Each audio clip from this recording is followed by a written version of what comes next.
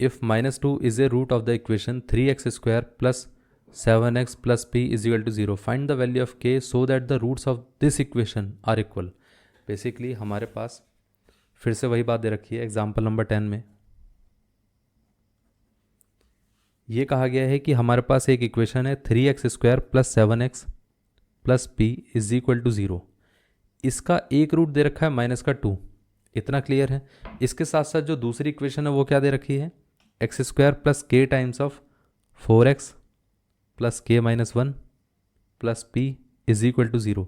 इसका कहा गया है कि इसके जो रूट्स हैं वो क्या हैं, इसके रूट्स इक्वल हैं, रूट्स इसके इक्वल हैं, इतना क्लियर है। अब कहा गया है कि भाई यहाँ पर ये कंडीशन दे रखी है, इस हिसाब से आप बताइए कि इसके अंदर यहाँ पर k की वैल्यू क्या रहेगी, इतना क्लियर है। यहाँ पर k पूछा गया, p पूछा गया है, find the value of k, हाँ k पूछा गया है।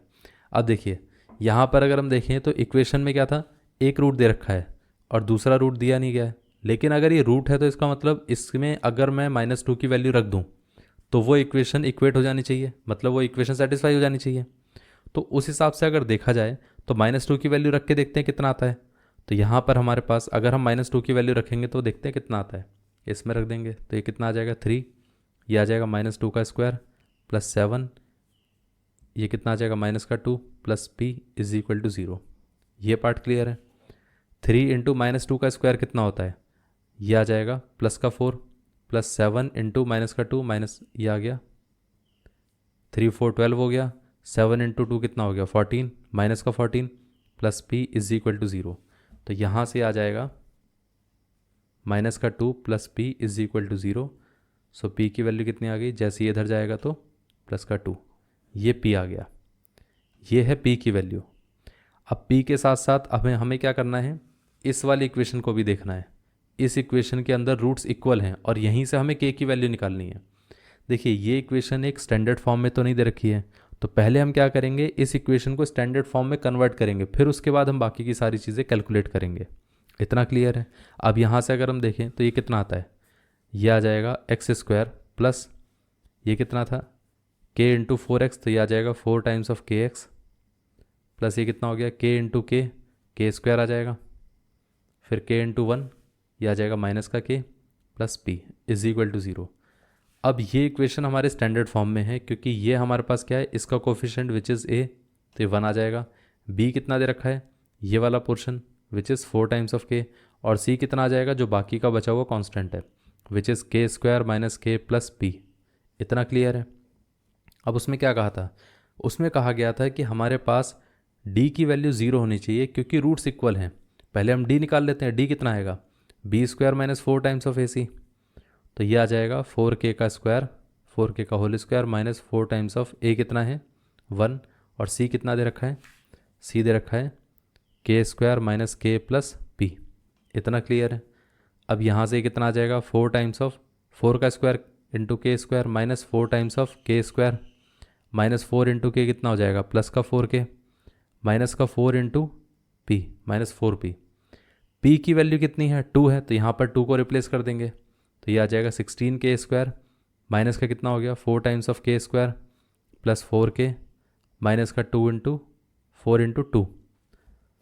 सो ओवरऑल हमारे पास वैल्यू कितनी आ गई 16 माइनस 4, ये आ जाएगा 12k² प्लस 4k माइनस का 8।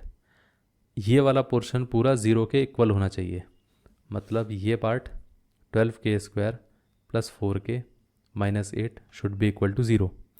अब इसमें हम ऐसा भी तो बोल सकते हैं ना कि अगर हमने 4 कॉमन ले लिया तो ये आ जाएगा 4 times of 3k² plus k minus का 2 इज इक्वल टू 0।